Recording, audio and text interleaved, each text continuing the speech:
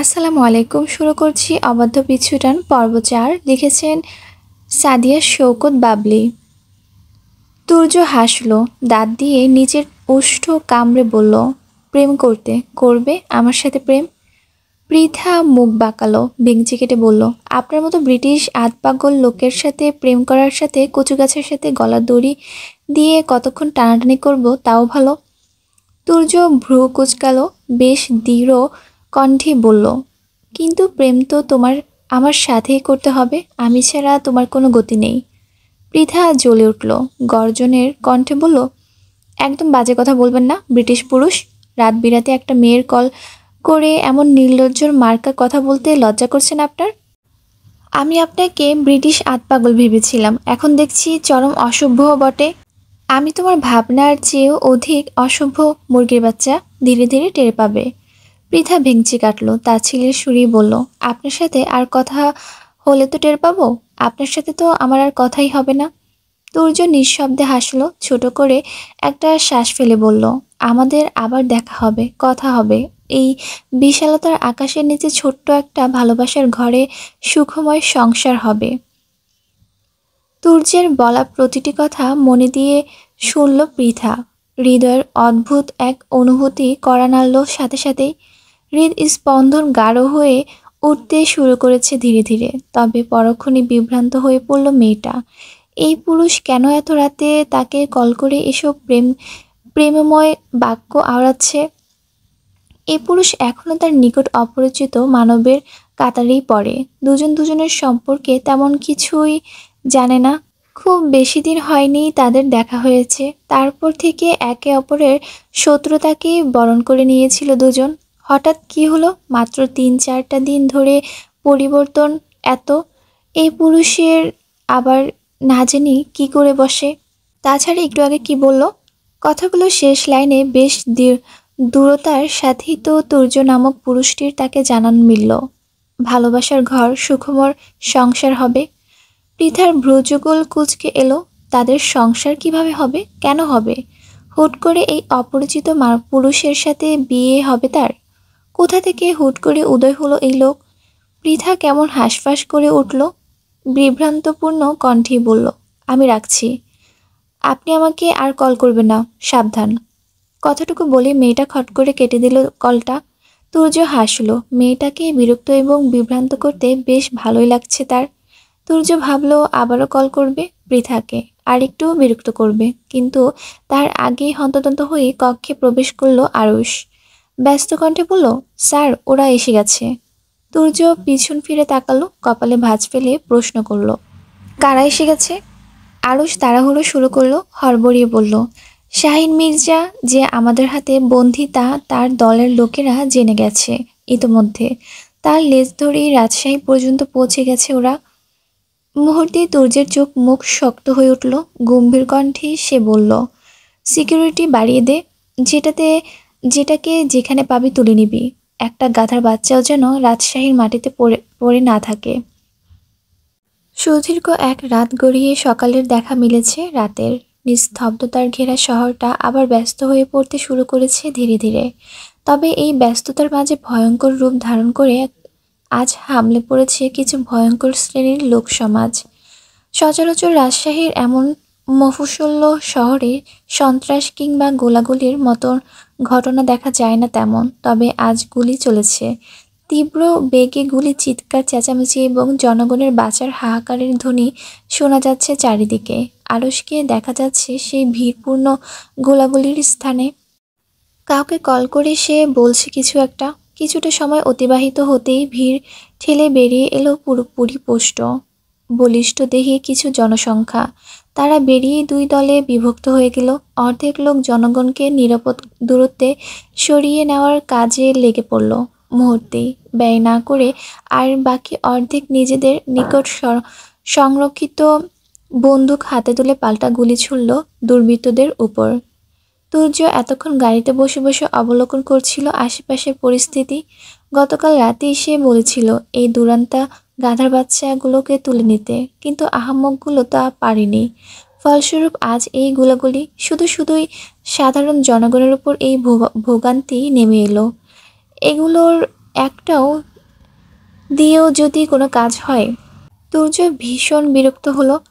একটু ঝুঁকে পায়ের গোড়ালির কাছ থেকে বের করে আনলো লুকায়িত একখানা বন্দুক। মুখে কালো মাস্ক চাপিয়ে সে বেরিয়ে এলো গাড়ি থেকে। দুর্বৃত্তদের নিশানা করিয়ে পরপর দুটো গুলি ছাড়লো।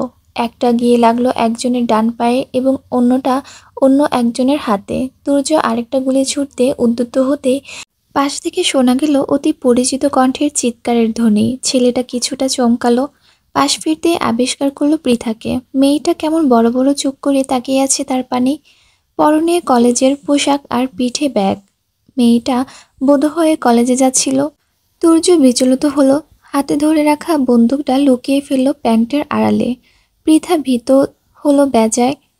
এমন কোনো পরিস্থিতিতে এর আগে সে পড়েনি কখনো। এই যে সত্যিকারের বন্দুক, তাও সে আগে দেখেনি কখনো। তাই তো হুট করে সম্মুখে এত গোলাগুলি, রূপপাত, আহত, চিৎকার চেঁচামেচি, লোকজনের ছুটোছুটি দেখে ভীত হয়ে পড়েছে মেয়েটা।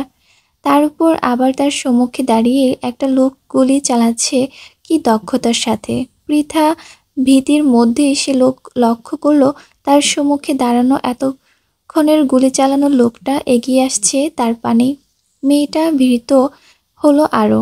লোকটা তার পানে কেন যাচ্ছে? তাকে গুলি চালাতে দেখে ফেলেছে বলে বলে কি মেরে দেবে এখন? দিতেও পারে, এদের বিশ্বাস নেই কোনো। পৃথা ভয় দুই পা পিছিয়ে গেল, কম্পিত কণ্ঠে বলল, আমাকে মারবেন না প্লিজ।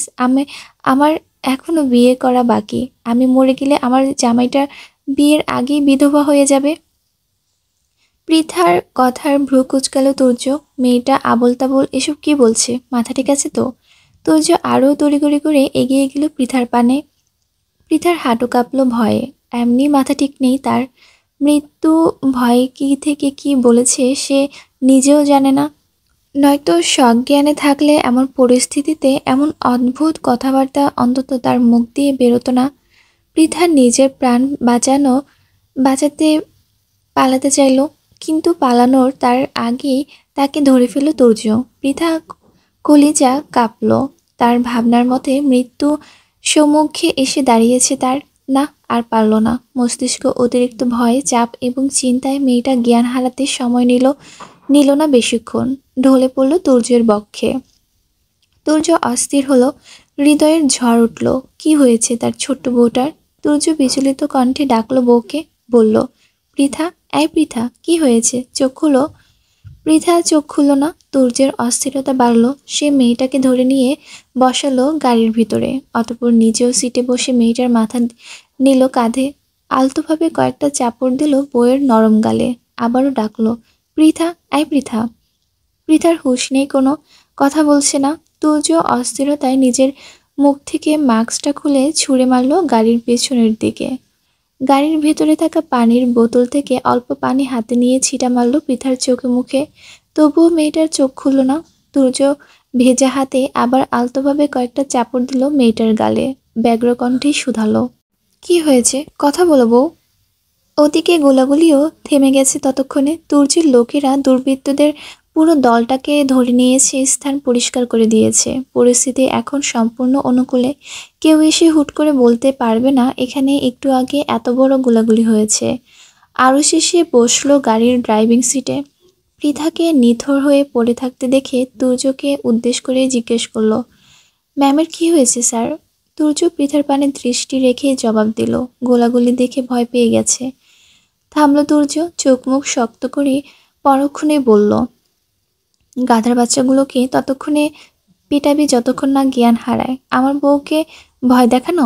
ওদের বাপের নামই আমি ভুলিয়ে দেবো আজ আমি। কথাটা শেষ করে আবার ব্যস্ত ভঙ্গিতে পানি ছিটিয়ে দিল পৃথার চোখে মুখে। মেয়েটা খানিক বাদে পিটপিট করে চোখ মেলে তাকালো, সাথে সাথে উত্তেজিত হয়ে পড়ল। আবার উত্তেজিত কণ্ঠে বলতে থাকলো, আমাকে মারবেন না দয়া করে, আমি কাউকে কিছু বলবো না।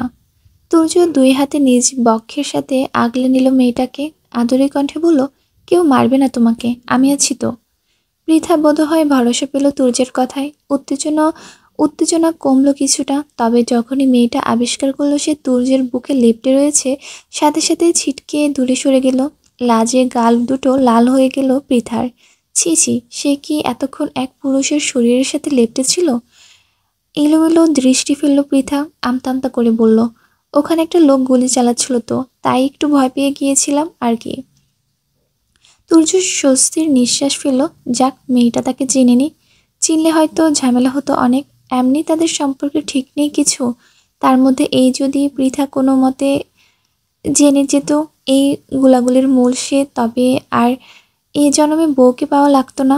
ভাগ্যিস মাস্ক পরেছিল, ওই মাস্কটাই আজ বাঁচিয়ে দিল। রাতের আঁধারে ছেয়ে গেছে চারপাশটা, চারিদিক নীরব হতে শুরু করেছে একটু একটু করে। শিকদার বাড়ির সবাই রাতের খাবার খেতে বসেছে ইতিমধ্যে। পৃথা খাবার নিয়ে শুধু বসে রয়েছে, খাচ্ছে না মেয়েটা। চোখের সম্মুখে বারবার তার ভেসে উঠছে আজ সারাদিনের ঘটনাগুলো। সারাদিনের স্মৃতি চরণ করতে করতে হঠাৎই মেয়েটার স্মরণে এলো তুর্যের কথা। অমন একটা ভয়ঙ্কর পরিস্থিতিতে মধ্যে থেকে ওই লোকটাই তো তাকে বাঁচিয়েছিল। আচ্ছা, ওই তুর্য চৌধুরী আসলে কে? কি তার পরিচয়? পৃথার হঠাৎ মনে এলো সেদিন ছেলেটা বলেছিল তার বাবা তুর্যকে চিনতেও পারে, তাই হয়তো তুর্য কলেজের তার বাড়ির ঠিকানা খুঁজছিল। কিন্তু সে মনে মনে ভুল ধারণার মজে ছিল। তাছাড়া পৃথা নিকটও তুর্য চৌধুরী নামটা পরিচিত মনে হচ্ছে, তবে কোথায় শুনেছে মনে করতে পারছে না ঠিক। পৃথা চোখ তুলে তাকালো বাবার পানে, উৎসুক হয়ে ডাকলো, বাবা।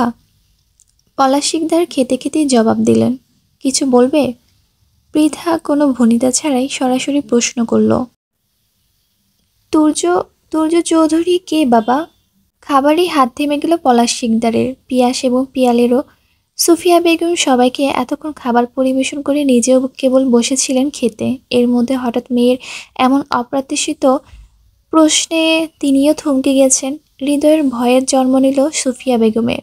তবে কি নিজের বান্ধবীর সাথে সম্পর্ক ধরে রাখতে মেয়ের অপরিণত বয়সে যে ভুল তারা করেছিল তা সামনে আসতে শুরু করেছে?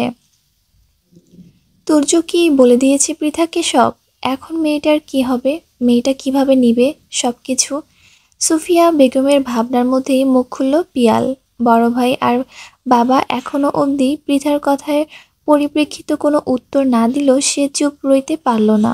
অধৈর্য হয়ে বোনকে প্রশ্ন করল, কেন? তুর্য চৌধুরীকে দিয়ে তোর কাজ কি?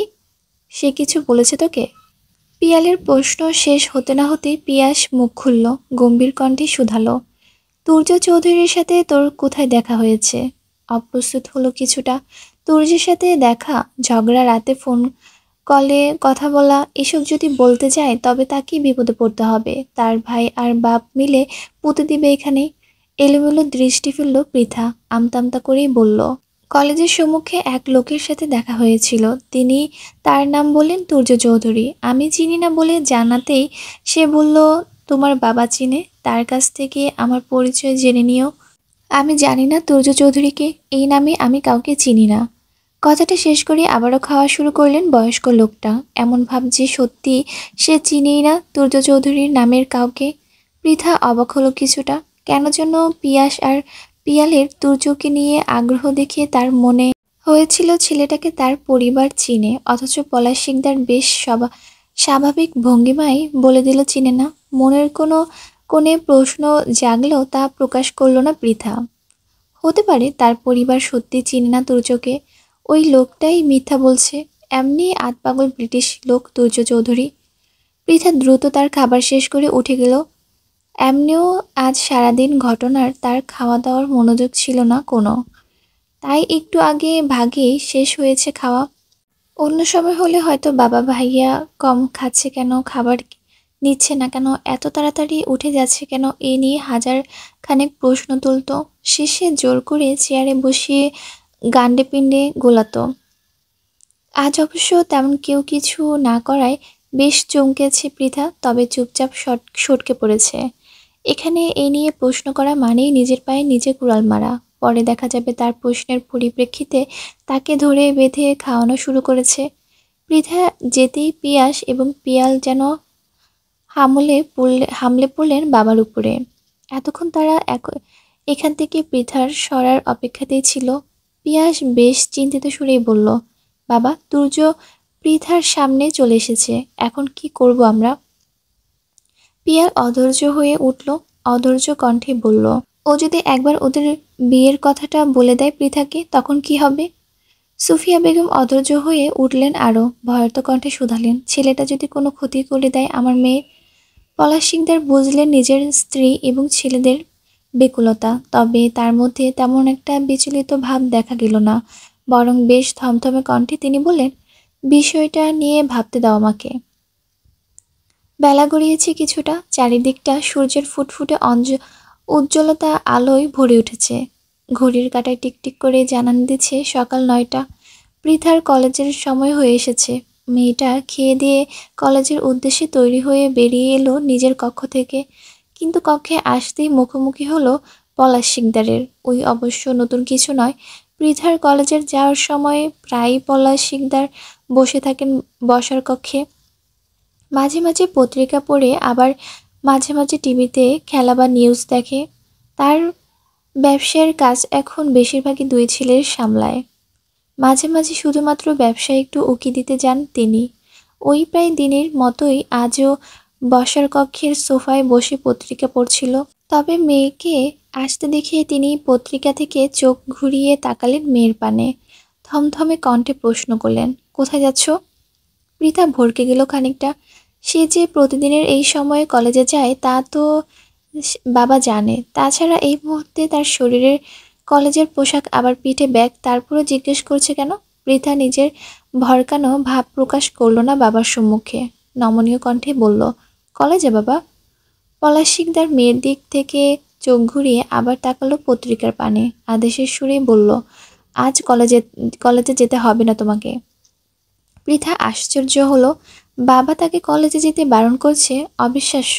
সে মাঝে মাঝে কলেজে না যেতে চাইলেও বাবা ধমকানোর জোরে উড়ে চলে যেতে হয় কলেজে, অথচ আজ কিনা সে নিজে বলেছে কলেজে যেতে হবে না। পৃথা অবাক কণ্ঠে প্রশ্ন করলো, কেন? আমি বলেছি তাই। পৃথাও আর কথা বাড়ালো না। বাবার যখন একবার কলেজে যেতে বারণ করেছে, সে যাবে না। এমনি তো কলেজ যেতে হবে না শুনে বেশ খুশিও হয়েছে মেয়েটা। রোজ রোজ কলেজে যেতে হবে না তার, শুধুমাত্র বাপ ভাইদের ভয়ে যেতে হয়। আজ যাক, তাও বাবা বারণ করেছে। পৃথার বাবার সম্মুখে থেকে কেটে পড়ল দ্রুত।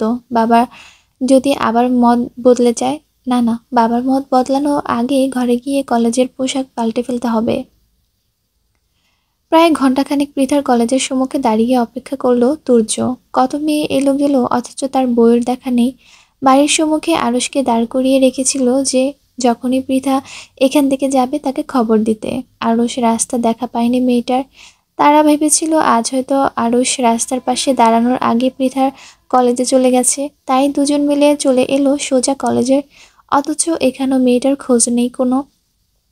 পৃথাদের ক্লাসও শুরু হয়ে গেছে ইতিমধ্যে। তবে কি ফাঁকিবাজি মেয়েটা কলেজে আসেনি? হয়তো আসেনি। তুর্যের মেজাজ গরম হলো। সে সেই সকাল থেকে একটা বার বউয়ের মুখটা দর্শনের জন্য হাফ হাফ ছাপ করে মরছে, আর মেয়েটা কলেজে এলো না। তুর্যর রাগ লাগলো। ইচ্ছে হলো বউকে যদি ঠাটিয়ে একটা থাপ্পড় মেরে গাল লাল করে দিত। তবে পরক্ষণে নিজের চোখ মুখ শক্ত হয়ে উঠল তুর্যের। ক্ষিপ্ত দৃষ্টিতে সে তাকালো নিজের হাতের পানে। ঠাটিয়ে চর সে কাকে মারবে? তার বউকে? একবার না জেনে থাপ্পড় মেরে দিয়েছিল বলে কি যে আবার মারবে? এই পৃথিবীতে তুর্যের বাচ্চা বউকে মারার অধিকার সে কাউকে দেয়নি, এমনকি নিজের হাতকেও না। তুর্য ব্যস্ত হাতে নিজের পকেটে ঘেটে মোবাইলটা বের করলো। দ্রুত কল লিস্ট কল করলো পৃথাকে। একটু সময় অতিবাহিত হতেই ওপাশ থেকে এক সুমুষ্ট নারী কণ্ঠে তাকে জানান দিল, নাম্বারটি ব্যস্ত আছে। তুর্যের কপাল ভাঁজ পড়ল। তার মুরগির বাচ্চার মতো বউটা আবার কার সাথে কথা বলছে? তাছাড়া কারোর সাথে কথা বললে তো ওয়েটিং বলবে, ব্যস্ত আছে তো বলবে কেটে দিলে বা ব্ল্যাকলিস্টে ফেললে। পৃথা তার কল কেটে দিয়েছে বলেও তো মনে হলো না। তবে কি মেয়েটা তার নাম্বার ব্ল্যাকলিস্টে ফেলেছে? তুর্যের সন্দেহ হলো। ছেলেটা তড়িঘড়ি করে আবার কল লাগালো পৃথার নাম্বারে। না, এবারও একই কথা বলছে। তুর্যের সন্দেহ গাঢ় হলো। সে নিজের মোবাইল থাকা অন্য সিম দ্বারা কল করলো পৃথাকে। এবার কল ঢুকলো কোনো বাধা ছাড়াই। এর মানে পৃথা তার ওই নাম্বারটা ব্ল্যাকলিস্টেই ফেলেছে। ক্রোধ জাগলো তুর্যের, মস্তিষ্কটা ফুটে উঠল টকবগিয়ে। কত বড় সাহস এই নারীর তার নাম্বার ব্ল্যাক লিস্টে ফেলে! তুর্যের ক্রোধের মধ্যে কলটা ধরল পৃথা। সাথে সাথেই বাজখাই কণ্ঠে চেঁচিয়ে উঠল তুর্য, হুঙ্কার দিয়ে বলল, এই বেয়াদব মেয়ে, আমার নাম্বার কেন ব্ল্যাক লিস্টে ফেলেছো তুমি? সাহস কি করে হয় তোমার? তুর্যের বাজখাই কণ্ঠে কেঁপে উঠল পৃথা। তবুও দমে গেল না মেয়েটা। ঢোক গেলে বলল, এতে আবার সাহসের কি আছে? আমার মোবাইল, আমার হাত, আমার ইচ্ছে, যাকে খুশি ব্ল্যাক লিস্টে ফেলবো, আপনার কি? তুর্য আরও তেতে গেল, দাঁতে দাঁত চেপে বলল, আমাকে ব্ল্যাক লিস্টে ফেলে তুমি আবার কথা বলছো? তোমার জিভ টেনে ছিঁড়ে নেব বেয়াদব মেয়ে। ব্যাস, সাথে সাথে তুর্যের ভেতর থেকে তার আরেকটা সত্তা যেন তার থেকেও দ্বিগুণ খেপে গেল। তাকে শাসিয়ে বলল, তোকে কে সাহস দিয়েছে আমার বউয়ের জিভ টেনে ছিঁড়ে নেওয়ার? হ্যাঁ, আয় তোরটা ছিঁড়ে দিই। নিজের সাথে নিজের যুদ্ধই চুপসে গেল তুর্য। এই মেয়েটার নিকট আসলে আর তার কেমন সব গুলিয়ে যায়। একটু শান্তিমতো রাগও দেখাতে পারে না। মস্তিষ্ক পৃথার উপর ক্রোধিত হলেও হৃদয় তাকে সান্ত্বনা দিয়ে বলে, আহ, শান্তি শান্তি, মুরগির বাচ্চার মতো বউ তোর, তার উপর একটা রাগ দেখানো তোর প্রাকৃতিক বিরুদ্ধ। হৃদয়টা সর্বদা বেইমানি করে তুর্যের সাথে অবস্থান তার বুকের মধ্যে, অথচ সমর্থন বউয়ের প্রতি। এই জীবনে তুর্যের ক্রোধের শিকার কত লোকিত হলো, এবং তার আশেপাশের পরিবেশের রকচটা বদমেজাজি হিসেবেই পরিচিত ছিল ছেলেটার। কিন্তু আজ আজ মাত্র একটা মেয়ের সম্মুখে সে অসহায়। এত কি বিশ্বাসযোগ্য? তপ্ত নিঃশ্বাস ফেলল তুর্য, ক্রম কমিয়ে শুধালো, কলেজে আসোনি কেন? হঠাৎ তুর্যের কণ্ঠ নরম হতে দেখে অবাক হলো পৃথা। এইমাত্র না লোকটা হুঙ্কার ছাড়ল, এর মধ্যে আবার ভেজা বিড়ালের সেজে গেল?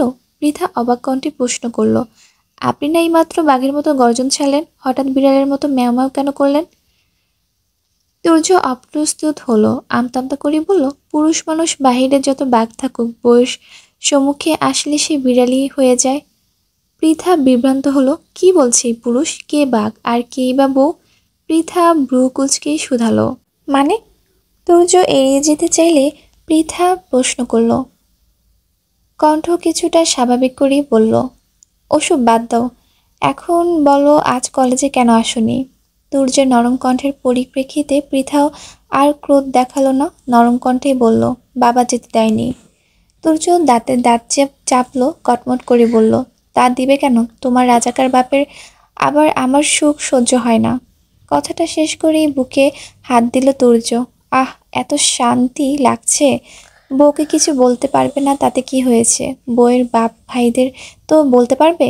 পৃথা কিছু বলার আগেই তুর্য আবার বুকে হাত দিয়ে বলল, তার সাথে আবার জুটেছে তোমার আলবদর এবং আল শামসু দুই ভাই। পৃথা ফুঁসে উঠল, এই লোক যখন তখন তার বাবা ভাইদের অপমান করা শুরু করে দেয়। ব্রিটিশ লোক একটা। পৃথা কিছুটা ঝাঁঝালো কণ্ঠে বলল, একদম আজে বাজে কথা বলবেন না। আমার বাপ ভাইরা রাজাকার, আলবদর আল শামসু কোনোটাই নয়, বরং আপনি ব্রিটিশ। 1947 সালে আমাদের দেশ থেকে পালানো ব্রিটিশদের ফলে ফলে যাওয়ার বাচ্চা আপনি।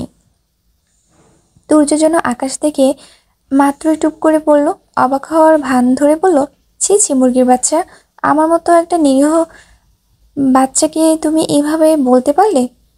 এসব কথা বলার আগে তোমার বুকটা একটুও কাঁপলো না? পৃথা এই লোকের অভিনয় দেখে আর আশ্চর্য না হয়ে পারল না। মিনিটে মিনিটে ভোল বদলায় এই পাগল লোকটা। পৃথা কপাল টান টান করলো, কাটকাট কণ্ঠে বলল, না, কাঁপেনি।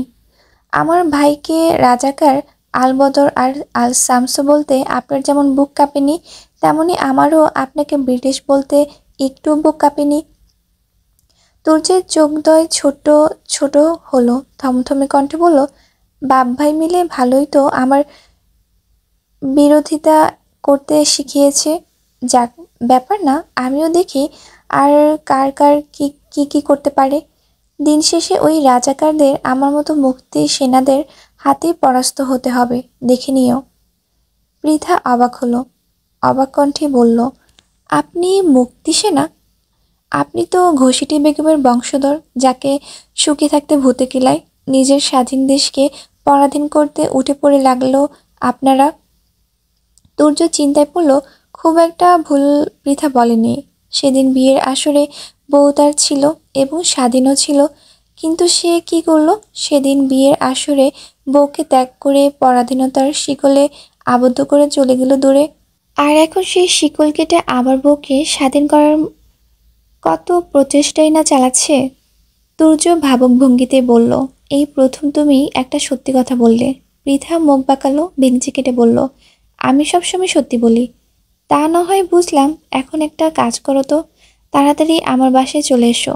তুর্যের কথায় ভাঁজ পড়ল পৃথার কপালে, ভ্রুকুচকে শুধালো, আপনার বাসায় আমি কেন যাব? তুর্য ভাবলে সে নির্বিকার ভঙ্গিতে জবাব দেয়, দেখব, দেখব তোমায়, দেখতে ইচ্ছে করছে ভীষণ, চলে এসো তাড়াতাড়ি। পৃথা ভরকালো কিছুটা। কেমনভাবে তাকে অধিকার নিয়ে বাসায় যাওয়ার কথা বলছে পুরুষটা। সে কি তুর্যের বিয়ে করা বউ, নাকি যে বললেই যেতে হবে? তাছাড়া পুরুষ মানুষকে লাই দিলেই লাই পেয়ে যায়, মাথায় উঠে নাচতে শুরু করে, যেমন এই পুরুষ শুরু করেছে। 2 দিন একটু কথা বলেছে, তাও ভালোভাবে না, তাতেই এখন অধিকার বোধ নিয়ে বাসায় যেতে বলছে। পৃথা কপালে ভাঁজ ফেলল, তীক্ষ্ণ কণ্ঠে বলল, আপনি বললে যেতে হবে আমাকে? যাব না আমি আপনার বাসায়। তুর্য চোখ মুখ কুঁচকে ফেলল। সে ঠিক জানতো এই নারী তার আদেশকে সরাসরি না দ্বারাই প্রতিহত করবে। এছাড়া তো আর কাজ নেই কোনো। তাই তো মনের ভিতরে আগে থেকেই সময় হুমকি ধুমকি সাজিয়ে রেখেছে তুর্য। ছেলেটা হুমকির সুরে পৃথাকে বলল, তুমি আমার বাসায় আসবে নাকি আমি তোমার বাসায় চলে আসব, কোনটা?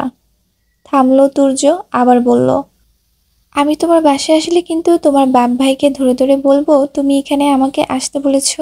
আমি কিছুতেই আসতে চাইছিলাম না, কিন্তু তোমার নাকি আমাকে অনেক দেখতে ইচ্ছে করছে, তাই জোর করে এনেছো। পৃথা বোকা বনে গেল। এসব কথা সে কখন বলল? ছেলেটা বানিয়ে বানিয়ে কেমন মিথ্যে বলছে। পৃথা চোখ বড় বড় করেই বলল, আমি এসব কথা কখন বললাম? মিথ্যেবাদী লোক একটা। সে তুমি জানো আর আমি জানি, আর কেউ তো আর জানে না। পৃথা তেতে গেল, কটমট করেই বলল, বাবা তাহলে ঠিকই বলেছে, কিন্তু আপনি আমাকে মিথ্যে বলে ঘুরিয়েছেন। তুর্য ভ্রু কুচকাল, কপালে ভাঁজ ফেলে প্রশ্ন করলো, তোমার বাবা আমাকে নিয়ে আবার কি বলেছে? পৃথা অতটা ভাবলেন না, সরল মনেই জবাব দিল, বাবা বলেছে তিনি আপনাকে চিনে না, অথচ আপনি সেদিন বাড়িতে বলেছিলেন আমার বাবা আপনাকে ভালোভাবেই চিনে। তুর্যের কপালে ভাঁজ হালকা হলো। সে তো আগে থেকে জানতো এই কথা। ওই প্রথম যেদিন শ্বশুরের সাথে তার সাক্ষাৎ হলো, সেদিনই তো সে বলেছিল, রাজাকাররা ভালো মানুষ চিনে না। এই আর নতুন কি? তুর্য পৃথার কথায় ততটা পাত্তা দিল না। মেয়েটাকে আবার হুমকি দিয়ে বলল, আমার বাসায় আসবে নাকি আমি তোমার বাসায় আসবো? গাড়িতেই আছি আমি। গাড়িটা আমার বাসার সম্মুখে না থামিয়ে সোজা তোমার বাসার সম্মুখে থামাবো বলে দিলাম। পৃথা ভয় পেয়ে গেল। এই আতপাগল লোক যদি একবার তার বাড়িতে চলে আসে, তাহলে তো বাড়ির কুরুক্ষের বেঁধে যাবে। তারপর যদি আবার ওইসব বানিয়ে বানিয়ে মিথ্যে বলে, তবে তো আজ মরতে হবে নির্ঘাত। পৃথা তাড়াহুড়ো করলো, ব্যস্ত হয়ে বলল, আমি আসছি, আমি আসছি, এখনই আসছি।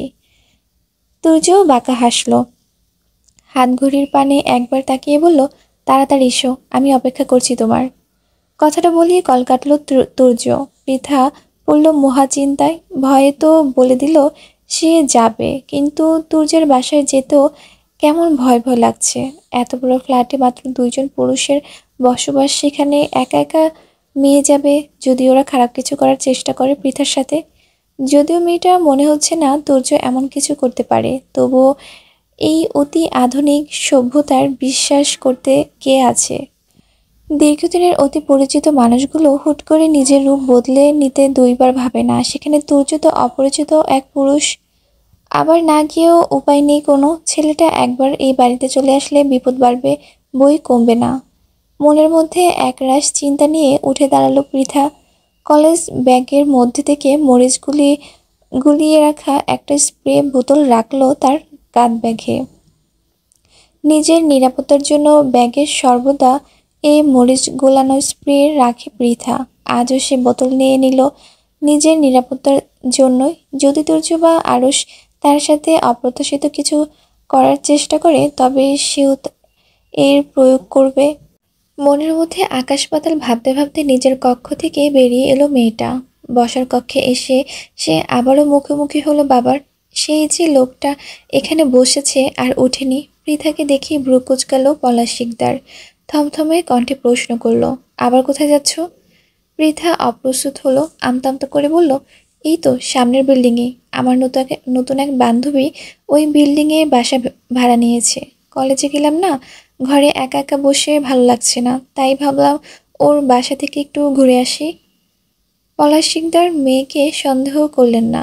উল্টো তিনি চাইছিলেন মেয়ে এই মুহূর্তে ঘরের বাইরে যাক।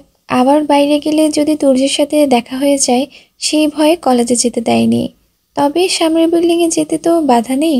সেখানে তুর্য আসবে কোথা থেকে? প্রথমে একবার ভাবলেন মেয়েকে এমনিতেই যেতে দিবে, কিন্তু পরক্ষণে কী ভেবে আবার সোফা ছেড়ে উঠে দাঁড়ালেন লোকটা। পৃথাকে উদ্দেশ্য করে বললেন, চলো আমি দিয়ে আসছি। পৃথা চমকালো, ভয় ডানা বাঁধলো তার হৃদয়। বাবা তাকে দিয়ে আসতে যাবে? কোনোভাবে যদি পলাশ শিকদার একবার টের পেয়ে যায় পৃথা মিথ্যা বলছে, সে কোনো বান্ধবীর বাড়িতে নয়, বরং এক অপরিচিত পুরুষের ফ্ল্যাটে যাচ্ছে, তখন কি হবে? পৃথার গলা শুকিয়ে এলো। মেয়েটা আটকাতে চাইল নিজের বাবাকে, জোরপূর্বক হেসে বলল, তোমার যেতে হবে না বাবা, এই তো সামনের বিল্ডিংয়ে যাব আমি। তুমি আবার শুধু শুধু কষ্ট করতে যাবে কেন? পলাশ শিকদার তাকালেন মেয়ের পানে, গম্ভীর কণ্ঠে বললেন, আমার সাথে এসো, নয়তো যেতে হবে না তোমাকে। পৃথা পড়ল মহাবিপাকে, না গিয়েও তো উপায় নেই। তাহলে দুর্য এখানে চলে আসবে, আর বাবাকেও যদি এখন বলে সে যাবে না, তবে নিশ্চয়ই তার বাবা সন্দেহ করবে। বান্ধবীর বাড়িতে বাবার দিয়ে আসা নিয়ে আসা তো আর অস্বাভাবিক কিছু নয়। সেখানে বাবা যাবে শুনেই যাব না বলাটা মোটেই বাচ্ছলনীয় নয়। অগত্যা পৃথাকে তার বাবার প্রস্তাবে রাজি হতে হলো। মনের মধ্যে একরাশ ভয় নিয়ে চলল সে বাবার সাথে। নিজেদের বাসার পরের দিনটা বিল্ডিংয়ে রেখে চতুর্থ বিল্ডিংয়ের সম্মুখে এসে থামল পৃথা। ঢোক গিললে পলাশ শিকদারকে বলল, চলে এসেছি বাবা, এই বিল্ডিংয়েই আমার বান্ধবীদের বাসা। পলাশ শিকদার মেয়ের কথার সত্যতা পেলেন। এই বিল্ডিংটা তো তাদের বাসার কাছে, ধরতে গেলে সামনেই। তিনি আর ঘাটলেন না বিষয়টা নিয়ে। বিল্ডিংয়ের সম্মুখে দাঁড়িয়ে মেয়েকে বললেন, তুমি ভিতরে যাও তাহলে, আমি আসছি এখন। পৃথা এক প্রকার নিঃশ্বাস আটকে বাবাকে প্রশ্ন করল, তুমি ভিতরে যাবে না বাবা? না। পলাশ শিকদারের এক অক্ষরের উত্তর। পৃথা স্বস্তির নিঃশ্বাস ফেলল। যাক, তার বাবা অন্তত এখানে এসে একটা কাজের কাজ করলো। পলাশ শিকদার একবার বিল্ডিংয়ের ভেতরে গেলেই তো পৃথা ধরা পড়ে যেত বাজেভাবে। আর তারপর সোজা উপরে। পৃথা ঠোঁট টেনে একটু হাসলো, নম্রভাবেই বলল, আচ্ছা আমি ভেতরে যাচ্ছি। পৃথা বাক্যের সমাপ্তি ঘটিয়ে দ্রুত ঢুকে গেল বিল্ডিংয়ের ভেতরে। পলাশ শিকদারও আর দাঁড়ালেন না, দ্রুত পায়ে চলে এলেন নিজ বাড়িতে। বসার খেয়ে ঢুকতেই দেখা পেলেন পিয়াস এবং পিয়াস বসে রয়েছে সোফার উপরে। তাদের সাথে সুফিয়া বেগমও রয়েছে। সকলের চোখ মুখে চিন্তার ছাপ। বাবাকে আসতে দেখি পিয়াস উঠে দাঁড়ালো, চিন্তিত কণ্ঠে শুধালো, হুট করে কল করে আসতে বললেন কেন? কোনো সমস্যা হয়েছে? পিয়াসের কথা শেষ হতে না হতে পিয়াল বলল, ওই তুর্য চৌধুরী আবার কোনো সমস্যা করেছে নাকি বাবা? পলাশ শিকদার একবার শুকনো দৃষ্টিতে তাকালেন স্ত্রীর সন্তানদের পানে, অতঃপর থমথমে কণ্ঠে বললেন, আমি পৃথার আবার বিয়ে দেব। পলাশ শিকদারের কণ্ঠে তোলা প্রতিটি ধ্বনি যেন বিস্ফোরণ ঘটালো উপস্থিত সকলের মধ্যে। পিয়াস গোল গোল চোখ তাকালেন বাবার পানে, অবিশ্বাস কণ্ঠে বলল, কি?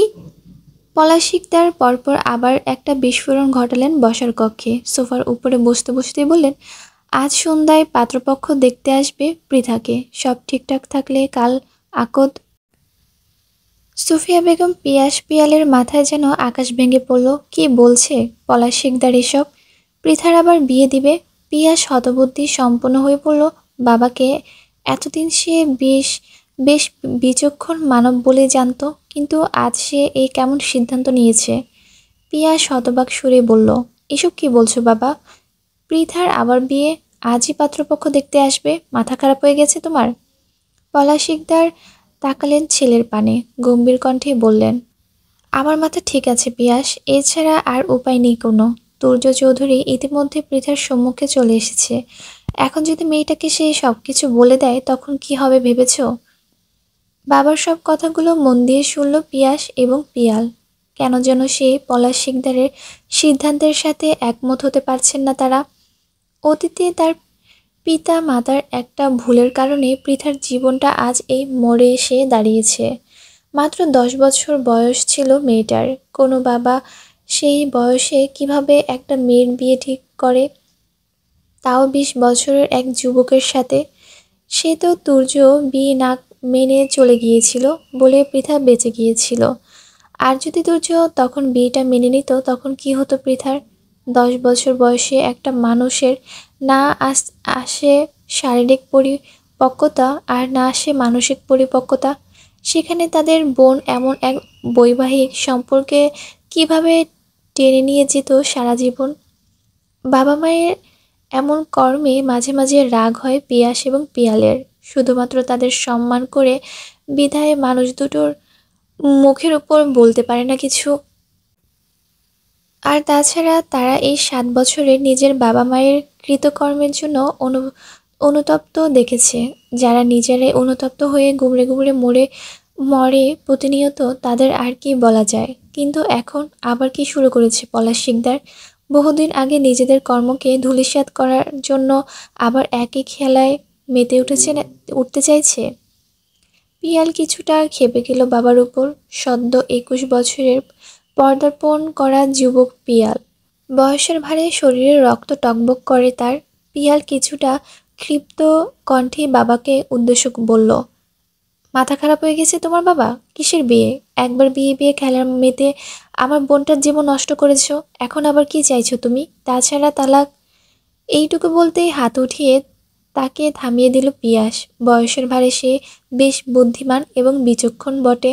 তাছাড়া বাবা মা ভক্ত বেশ। পিয়াস বেশ ঠান্ডা কণ্ঠে বলল, বাবা, পৃথার বিয়ে দেওয়া ছাড়া কি আর ওকে তুর্য থেকে বাঁচানোর কোনো উপায় নেই? ওকে তো আমরা অন্য কোথাও পাঠিয়ে দিতে পারি। পলাশ শিকদার থমথমে মুখশ্রী, গম্ভীর কণ্ঠে তিনি বললেন, তোমার কি মনে হয় ওকে কোথাও পাঠিয়ে দিলেও সব সমস্যার সমাধান হয়ে যাবে? তুর্য পৃথার আর খোঁজ করবে না। ছেলেটা যদি ঢাকা থেকে রাজশাহী চলে আসতে পারে পৃথার খোঁজে, তবে অন্য কোথাও কি যেতে পারবে? পারবে না। মনে রাখবে, লোহা লোহা কাটে। তেমনি পৃথাকে একবার বিয়েটা দিয়ে দিলে তুর্য আর কিছুই করতে পারবে না। সুফিয়া বেগম এতক্ষণ বসে বসে শুনছিলেন স্বামী সন্তানের কথা। তার ভীষণ বলতে ইচ্ছে হচ্ছিল, তাহলে পৃথাকে ওর কাছে দিয়ে দাও। তুর্য যখন ওকে ফিরিয়ে নিতে চাইছে, মেয়েটাকে খুঁজতে খুঁজতে এত দূর চলে এসেছে, এখন আমাদের উচিত ওদেরকে এক করে দেওয়া। হাজার হলেও মা তো, কোনো মাই চায় না তার মেয়ের সংসার ভাঙুক। মনে মনে এত কথা বললেও সাহস করে স্বামীকে বলতে পারলেন না কিছুই। কারণ মেয়ের জীবনে এই অবস্থার জন্য সব কিছুর বেশি দায়ী তিনি। বহুদিন আগে নিজের বান্ধবীর সাথে সম্পর্কটা গাঢ় করার জন্য বান্ধবীর ছেলের সাথে নিজের মেয়েকে বিয়ের আবদারটা সুফিয়া বেগমই করেছিলেন। তপ্ত নিঃশ্বাস ফেললেন মহিলা। একটু সাহস জুগিয়ে স্বামীকে বললেন, ওদের তো তালাক হয়নি এখনো, তার মধ্যে মেয়ের অন্তত বিয়ে দেওয়ার কথা ভাবাটাও কি অন্যায় নয়? পলাশ শিকদার তাকালেন স্ত্রীর পানে, থমথম কণ্ঠে বললেন, অন্যায়? কিসের অন্যায়? অন্যায় তো করেছিল ওই তুর্য। আমার মেয়েকে বিয়ের আসরে ফেলে গিয়ে বিয়ের দিনই সে নিজের স্ত্রীকে ত্যাগ করেছিল। 7টা বছর আমার মেয়েটার কোনো খোঁজ খবর রাখিনি। একটা বারোর জন্য জানতে চাইনি আমার মেয়েটা বেঁচে আছে নাকি মরে গেছে। এতগুলো বছর পরে আজ এসেছে আমার মেয়েকে বউ বলে দাবি করতে, বউকে নিতে। থামলেন পলাশ শিকদার, আবার বললেন, আমি মানলাম ভুলটা আমাদের ছিল। 20 বছর এক তরতাজা পুরুষের সাথে 10 বছরের এক কন্যার বিয়ে দেওয়া ছিল আমাদের চরম ভুল। তাই বলে ও আমার মেয়েকে ফেলে যাবে? আমার মেয়েটা তো কোনো দোষ করেনি। এমনকি ও তখন ভালোভাবে বিয়ের মানেটাও বুঝতে শিখেনি। ওর জন্য আমার মেয়েটাকে কত না কি সহ্য করতে হয়েছে, এলাকা পর্যন্ত ছাড়তে হয়েছে আমাদের। তারপর সবটা মেনে নিয়েছিলাম। পৃথার জীবনের অতীতের কিছুই সামনে আনিনি ওর। কিন্তু এখন তুর্য এসে কোথা থেকে জুটলো?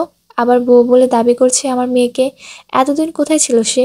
কই, আমার মেয়ের খারাপ সময় তো তাকে দেখিনি মেয়ের পাশে। যাক, ধরে নিলাম বিয়ের দিনের ঘটনা রেগে চলে গিয়েছিল।